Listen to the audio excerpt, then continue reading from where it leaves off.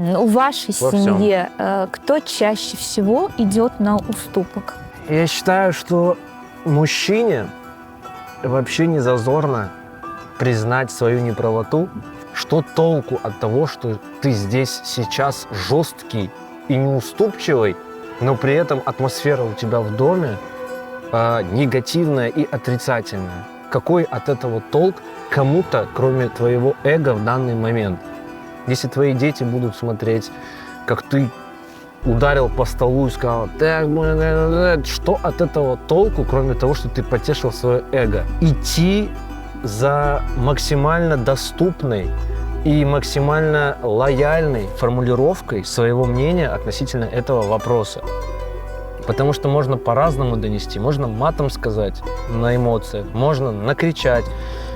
Да что угодно, как угодно можно донести так, чтобы человек возненавидел твою точку зрения, возненавидел сам разговор об этом, и больше вы к этому никогда не возвращались. А, как правило, то, к чему люди никогда не возвращаются, оно начинает там потихонечку где-то гнить, и оно рано или поздно всплывет. Только в этот раз оно будет гораздо больнее и жестче для ваших взаимоотношений.